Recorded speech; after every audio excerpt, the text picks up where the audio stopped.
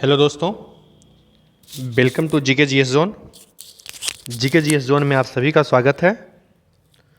तो आज हम लोग साइंस के जो महत्वपूर्ण ऑब्जेक्टिव क्वेश्चन हैं उन ऑब्जेक्टिव क्वेश्चनों के साथ में आप लोगों के समझ उपस्थित हुए हैं। इसमें से खास करके जो टॉपिक है वो पाचन तंत्र है, ठीक ना। बायोलॉजी का पाचन तंत्र टॉपिक से है। ये जितने भी क्वेश्चन पूछे गए सभी प्रीवियस ईयर क्वेश्चन पेपर के प्रश्न हैं, ठीक है। चलिए तो प्रश्न को डिटेल में देखते हुए चलेंगे, समझते हुए चलेंगे अच्छे से। पहला प्रश्न है, निम्नलिखित में से कौन सा वसा के पाइसीकरण में शामिल होता है। ठीक है, क्वेश्चन कह रहा है कि निम्नलिखित में से कौन वसा के पाइसीकरण में शामिल होता है। तो हमारे पास ऑप्शन है अमाशय, अग्न्याशय, प्लीहा या फिर यकृत।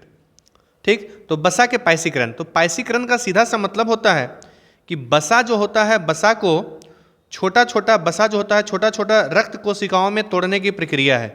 पाइसीकरण में क्या होता है, वसा छोटा छोटा रक्त कोशिका में तोड़ दिया जाता है, इसे ही पाइसीकरण कहा जाता है। ताकि ये छोटा छोटा रक्त कोशिका में इसलिए तोड़ा जाता है कि इसके ऊपर जो एंजाइम है आसानी से असर कर सके और साथ ही साथ भोजन आसानी से पच सके। तो वसा के पाइसीकरण में शामिल अंग है हमारे शरीर का, तो यकृत है। यकृत वसा को रक्त कोशिकाओं में तोड़ता है। सही आंसर हो जाएगा डी नंबर, यकृत हो जाएगा। आगे है, दंत क्षय के परिणाम स्वरूप डैश होता है। दंत क्षय के परिणाम स्वरूप क्या होता है, कोमल दंतवल्क, मसूड़ों से रक्तस्राव होता है, दुर्गंध युक्त सात निकलता है या टूटा हुआ दांत।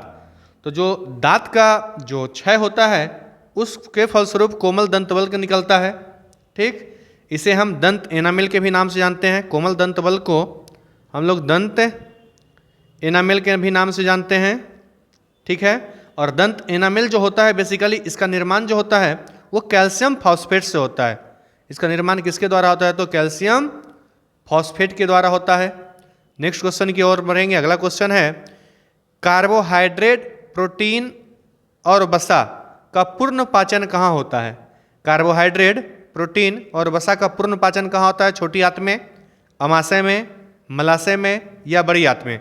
जो अंततः भोजन का जो पूर्ण पाचन होता है वो छोटी आंत में होता है। इस प्रकार से कार्बोहाइड्रेट, प्रोटीन, वसा का पूर्ण पाचन कहाँ हुआ, छोटी आंत में। वहीं बड़ी आंत में सिर्फ और सिर्फ जो बचा हुआ खाना है, पचा हुआ खाना है, उसमें जो जल बच जाता है, पानी बच जाता है, उस पानी का अवशोषण कहाँ पे होता है, बड़ी आंत में जल का अवशोषण हो जाता है। बड़ी आंत में किसका अवशोषण होता है, तो जल का अवशोषण हो जाता है। इसके अलावा जो छोटी आंत के बारे में देखें तो छोटी आंत जो होता है यह 5 से 7 मीटर एक कुंडलित संरचना है। कुंडलित मतलब घुमावदार संरचना है। ठीक है, नेक्स्ट देखेंगे आगे। अगला प्रश्न है, एक वयस्क मनुष्य के मुख में केवल डैश कृंतक होते हैं। कितने कृंतक दांत होते हैं एक मनुष्य के शरीर में, कितने कृंतक दांत होते हैं, 10, 4, 8 या फिर 12। अगर कृंतक पूछा रहा है तो मनुष्य के शरीर में, मनुष्य के जो मुख में है उसमें कृंतक दांतों की संख्या 8 हो जाएगा। कृंतक जो दांत है, कृंतक दांत की संख्या 8 है। वहीं रदनक दांत की संख्या 4 है। चवर्नक की संख्या 12 है। और अग्र चवर्नक है, अग्र चवर्नक की संख्या पुनः 8 है। नेक्स्ट देखेंगे। अगला क्वेश्चन है, मानवों में आहार नाल का इनमें से कौन सा भाग अपशिष्ट पदार्थों का उत्सर्जन करता है। वह कौन सा भाग है मानव आहार नाल का जो अपशिष्ट पदार्थों का उत्सर्जन करता है, बड़ी आंत, छोटी आंत, परिपोशिका या फिर मलद्वार। तो जो छोटी आंत में होता है पूर्णतः भोजन का पाचन हो जाता है और उस भोजन में जो जल की मात्रा होता है वो बड़ी आंत के द्वारा सोख लिया जाता है। वही मलद्वार जिसे अनस बोलते हैं, एनस के द्वारा जो अपशिष्ट पदार्थ है उसका सर्जन होता है, बाहर निकलता है मलद्वार के द्वारा, एनस के द्वारा। ठीक है, डी नंबर ऑप्शन हो जाएगा। नेक्स्ट प्रश्न देखेंगे। आप लोग वीडियो को एक बार लाइक करते हुए चलिएगा। जिन्होंने चैनल सब्सक्राइब नहीं किया होगा चैनल सब्सक्राइब करेंगे, ठीक ना। पूरा वीडियो आपको करवाया जाएगा, एक भी प्रश्न इससे छूटेगा नहीं, ठीक ना। सभी टॉपिकों का, साइंस के सभी टॉपिकों को करवाया जाएगा। नेक्स्ट है, मुख गुहा बकल कैविटी मानव तंत्र का एक हिस्सा है। जो मुख गुहा बकल कैविटी है मानव डैश तंत्र का एक हिस्सा है। बकल कैविटी परिसंचरण का है, उत्सर्जन का है, पाचन का है या फिर श्वसन का है। तो जो हमारा मुख गुहा है, बकल कैविटी है, यह हमारे पाचन तंत्र का हिस्सा है, ठीक ना। इसके अलावा एसोफेगस हो गया, लीवर है, पैंक्रियाज है, छोटी आंत है, बड़ी आंत है, मलद्वार है। ठीक है, ये सब सभी किसका अंग है? तो पाचन तंत्र का अंग हो जाएगा। इसके अलावा मुख गुहा में जो है, इसके अलावा दांत और लाल ग्रंथियां, मुख गुहा में दांत एवं लाल ग्रंथियां, दांत तथा लाल ग्रंथि, ये सभी पाचन तंत्र का ही अंग है। ये सभी किसका अंग है? तो पाचन तंत्र का अंग है। नेक्स्ट देखेंगे अगला प्रश्न। तो हमारा अगला प्रश्न है, मानव शरीर के किस भाग में अंकुर या विलाई मौजूद होता है? यकृत में, छोटी आंत, नेत्र या वृक्क में? मानव शरीर के किस भाग में अंकुर, जिसको कि हम विलाई इंग्लिश में बोलते हैं, मौजूद होता है? यकृत, छोटी आंत, वृक्क या फिर नेत्र में? तो जो मानव शरीर का छोटी आंत है, उस छोटी आंत में ही विलाई या फिर अंकुर उपस्थित होता है। और जो छोटी आंत में आप जानते हैं पचा हुआ भोजन का जो अपशोषण होता है, वो अपशोषण की क्रिया इसी विलाई अंग से होता है। इसी विलाई अंग से अपशोषण की क्रिया होता है। तो बी नंबर ऑप्शन हो जाएगा। नेक्स्ट देखेंगे, रक्तचाप को मापने के लिए चिकित्सकों के द्वारा उपयोग किए जाने वाला उपकरण का नाम क्या है? जो चिकित्सक होते हैं, जो डॉक्टर होते हैं, वो रक्तचाप मापने के लिए किस यंत्र का प्रयोग करते हैं? इकोकार्डियोग्राफ, स्फिग्मोमैनोमीटर, स्टेथोस्कोप या स्पायरोमीटर? तो रक्तचाप मापने के लिए जो यंत्र डॉक्टर साहब यूज करते हैं होता है स्फिग्मोमैनोमीटर। वहीं इकोकार्डियोग्राफ के द्वारा हृदय की जांच की जाती है। इकोकार्डियोग्राफ के द्वारा हृदय की जांच की जाती है। स्टेथोस्कोप, स्टेथोस्कोप के द्वारा लंग्स या फिर फेफड़ा का आवाज सुना जाता है। फेफड़ा का आवाज सुना जाता है। वहीं स्पायरोमीटर, स्पायरोमीटर के द्वारा जो हमारा लंग्स का, जो हमारा फेफड़ा का क्षमता है, लंग्स की जो क्षमता है उसको बेहतर बनाया जाता है। लंग्स की क्षमता को बेहतर बनाता है कौन? स्पायरोमीटर। चलिए नेक्स्ट प्रश्न की ओर बढ़ेंगे। अगला प्रश्न है, पित्तरस के कार्य नीचे दिए गए हैं, उन विकल्पों का चयन करें जो पित्तरस के कार्य से संबंधित नहीं है। तो यह अग्नाशय एंजाइमों की क्रिया के लिए भोजन को क्षारीय माध्यम प्रदान करता है। इसमें प्रोटीन को पचाने वाला एंजाइम होता है जो प्रोटीन के पाचन में सहायक होता है। यह अग्नाशय एंजाइमों की क्रिया की दक्षता को बढ़ाता है। या फिर यह बड़ी वसा गोलिकाओं को छोटी वसा गोलिकाओं में विघटित करता है। तो निम्नलिखित में से कौन सा ऑप्शन जो है पित्तरस के बारे में, निम्नलिखित में से कौन सा ऑप्शन जो है पित्तरस के बारे में से संबंधित नहीं है आपको बताना है। तो ये जो है प्रोटीन को पचाने वाला एंजाइम होता है, ये ऑप्शन क्या हो जाएगा? गलत हो जाएगा। इस प्रकार से सही आंसर जो हो जाएगा ये हो जाएगा आपका बी नंबर ऑप्शन। नेक्स्ट प्रश्न देखेंगे। अगला प्रश्न है, निम्नलिखित में से कौन सा पाचक एंजाइम लार में पाया जाता है? निम्नलिखित में से कौन सा पाचक एंजाइम है जो लार में पाया जाता है? एंट्रोकाइजेन, लाइपेज, पेप्टाइजेज या फिर एमाइलेज? लार में पाया जाने वाला एंजाइम है एमाइलेज। डी नंबर ऑप्शन हो जाएगा एमाइलेज। नेक्स्ट प्रश्न है, निम्नलिखित में से किस जीव की छोटी आंत अपेक्षाकृत लंबी होती है? निम्नलिखित में से किस जीव की छोटी आंत अपेक्षाकृत लंबी होती है? बाघ, गाय, मनुष्य या फिर शेर का? तो हम लोग जानते हैं जितने भी शाकाहारी जीव हैं, जितने भी शाकाहारी जीव हैं वो हरे पेड़ पौधा खाते हैं और हरे पेड़ पौधा में सेलुलोज होता है। हरे पेड़ पौधा में सेलुलोज होता है और इस सेलुलोज को पचाने के लिए टाइम अधिक चाहिए। इस सेलुलोज को पचाने के लिए समय अधिक चाहिए। जब समय अधिक चाहिए तो उसके लिए क्या हो जाएगा? उसका जो छोटी आंत होगा, छोटी आंत की लंबाई भी क्या हो जाएगा? ज़्यादा बड़ा हो जाएगा। वही मांसाहारी शरीर में, मांसाहारी जितने भी जानवर हैं, मांसाहारी के लिए क्या होता है? मांस को पचाने के लिए समय कम लगता है, इसलिए उनका आंत क्या होता है? छोटा होता है। इस प्रकार से शाकाहारी हमको यहीं पे एक दिया हुआ है, गाय है, तो गाय हो जाएगा। नेक्स्ट देखेंगे अगला प्रश्न है। अगला प्रश्न है, निम्नलिखित में से कौन सा अमाशय में बनने वाला एक प्रोटीन पाचक एंजाइम है? अमाशय में बनने वाला एक प्रोटीन पाचक एंजाइम है HCl, एंट्रीकोइनेज, काइनेज, पेप्सिन या फिर माल्टेज? तो सही आंसर हो जाएगा अमाशय में प्रोटीन पाचक एंजाइम जो है पेप्सिन है। ठीक ना? कौन सा हो जाएगा? पेप्सिन। और ये जो हमारा पेप्सिन है यह हमारा क्या करता है? तो ये प्रोटीन को पेप्टाइड में बदल देता है। जो प्रोटीन है, प्रोटीन को किस में चेंज करता है? पेप्टाइड में चेंज कर देता है, प्रोटीन को पेप्टाइड में।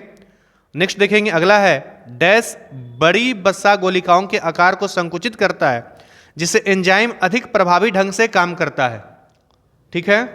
तो जो हमारा पित्त लवण, आंत्रस, हाइड्रोक्लोरिक अम्ल या फिर अग्न्याशय अम्ल, तो जो सही आंसर हो जाएगा इसका पित्तलबन हो जाएगा, वाइल्ड जूस हो जाएगा पित्तलबन। पित्तलबन क्या करता है कि जितना भी बड़ा बसा गोलिका है उसके आकार को संकुचित कर करके उसको छोटा कर देता है, जिससे कि एंजाइम उसको अधिक प्रभावी ढंग से उसको पचा सके। सही आंसर ए हो जाएगा। नेक्स्ट देखेंगे, अगला प्रश्न है, जठर रस या गैस्ट्रिक जूस में डुबाने पर पीएच पेपर का रंग कैसा हो जाएगा? अगर जठर रस, ठीक है, जठर रस में डुबाने पर pH paper, litmus paper, pH paper या हम जिसे लिटमस पेपर के नाम से जानते हैं, लिटमस पेपर का रंग कैसा हो जाएगा? तो सबसे पहले जान जाएंगे जठर रस है, इसका पीएच मान कितना होता है? जे पीएच मान इसका होता है 1.2 होता है। इसका मतलब ये बहुत ही ज़्यादा मजबूत अम्ल है, बहुत ज़्यादा स्ट्रांग अम्ल है जठर रस। और जठर रस तो इसको क्या कर देगा? रंग के लाल कर देगा। लिटमस का रंग कैसा कर देगा? तो लाल कर देगा, क्योंकि अम्ल क्या करता है? नीले लिटमस को लाल कर देता है। अम्ल क्या कर देता है? नीला लिटमस को लाल में चेंज कर देता है। सही आंसर हो जाएगा बी नंबर, लाल हो जाएगा। नेक्स्ट देखेंगे अगला, लार एमाइलेज डैश के पाचन में मदद करता है। जो लार एमाइलेज है वह डैश के पाचन में मदद करता है, सेलुलोज, लिपिड, प्रोटीन या फिर स्टार्च। ठीक है, तो सही आंसर हो जाएगा लार एमाइलेज जो है स्टार्च के पाचन में मदद करता है, डी नंबर ऑप्शन हो जाएगा। नेक्स्ट देखेंगे अगला प्रश्न। अगला प्रश्न है, लार में मौजूद निम्नलिखित में से कौन सा एंजाइम स्टार्च के जटिल अणुओं को सरल संकरा अणु में विघटित कर देता है? लार में वो कौन सा एंजाइम है जो स्टार्च के जटिल अणु को सरल शर्करा अणु में विघटित कर देता है? तो ये कौन सा हो जाएगा जो आपको आंसर बताना है? तो लार में मौजूद हो जाएगा आपका एमाइलेज। लार एमाइलेज ही क्या करता है? स्टार्च को, जो हमारा जटिल स्टार्च है उसको सरल शर्करा अणु में विघटित कर देता है, ए नंबर ऑप्शन। नेक्स्ट देखेंगे अगला, मनुष्य के अमाशय में कौन सा अम्ल बनता है? जो मनुष्य का अमाशय है उस अमाशय में कौन सा अम्ल बनता है? हाइड्रोक्लोरिक अम्ल बनता है। तो सही आंसर डी नंबर हो जाएगा, HCl हो जाएगा। नेक्स्ट देखेंगे अगला प्रश्न। अगला प्रश्न, निम्नलिखित में से क्या आहार नाल में अम्लीय आहार को क्षारीय में बदलता है? ठीक है, निम्नलिखित में से क्या आहार नाल में अम्लीय आहार को क्षारीय आहार में बदलता है? तो जठर रस हो जाएगा, आंतरस हो जाएगा, पित्तरस हो जाएगा या अग्न्याशयी रस हो जाएगा? तो इसका जो सही आंसर हो जाएगा वो पित्तरस हो जाएगा। पित्तरस जो है अम्लीय आहार को क्षारीय में बदल देता है, चूंकि इसका क्वालिटी होता है पित्तरस का कैसा, तो क्षारीय होता है।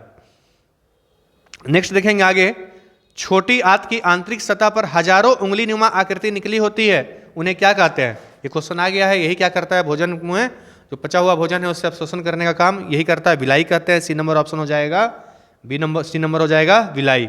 नेक्स्ट है, शरीर में विलाई कहाँ पाया जाता है? शरीर में विलाई कहाँ पाया जाता है? छोटी आंत, बड़ी आंत, अमाशय या यकृत में? सही आंसर हो जाएगा छोटी आंत, बिल्कुल सही, ए नंबर ऑप्शन। वीडियो को आप लोग एक बार लाइक करते हुए चलिएगा, चैनल को भी सब्सक्राइब करते हुए चलेंगे।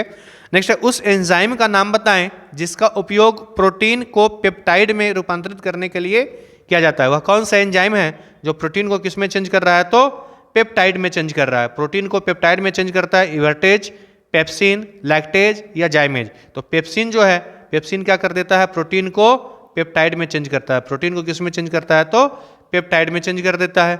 नेक्स्ट देखेंगे, हमारी जिह्वा पर कौन सा अभिग्राही रिसेप्टर स्थित होता है? प्रकाशग्राही, तापग्राही, रस संवेदी या घ्राणग्राही? सही आंसर हो जाएगा रस संवेदी। हमारे जिह्वा पर कौन सा है? तो रिसेप्टर रस संवेदी होता है।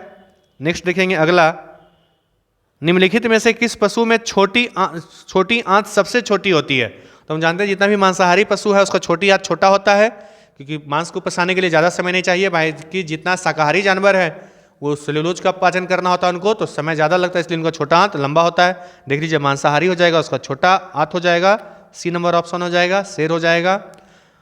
नेक्स्ट देखेंगे, निम्नलिखित में से कौन सा अंग पित्तरस स्रावित करता है, वाइल्ड जूस स्रावित करता है? निम्नलिखित में से वह कौन सा अंग है जो पित्तरस स्रावित करता है? तो पित्तरस स्रावित करने का काम यकृत का है, ए नंबर ऑप्शन हो जाएगा, लीवर का काम है पित्तरस स्रावित करना। नेक्स्ट है, पाचन के बाद प्रोटीन डैश में परिवर्तित हो जाता है। पाचन के बाद प्रोटीन किस में चेंज होगा? छोटी छोटी गोलियों में, स्टार्च में, कार्बोहाइड्रेट में या अमीनो अम्ल में? ठीक है, तो पाचन के बाद प्रोटीन जो है अमीनो अम्ल में चेंज हो जाता है। चूंकि प्रोटीन क्या होता है? अमीनो अम्ल का ही यौगिक होता है। इस प्रकार से हमने जितने भी इंपॉर्टेंट क्वेश्चन थे प्रीवियस ईयर के बायोलॉजी के पाचन तंत्र से संबंधित क्वेश्चन, उन क्वेश्चनों को अच्छे से सॉल्व कर लिया।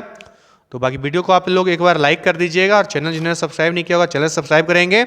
और इसी तरीके से जो इंपॉर्टेंट टॉपिक है साइंस के जितने भी टॉपिक है, साथ ही साथ आर्ट्स के जितने भी टॉपिक है, सभी टॉपिकों को इसी चैनल पे जीके जीएस जोन चैनल पे कवर किया जाएगा।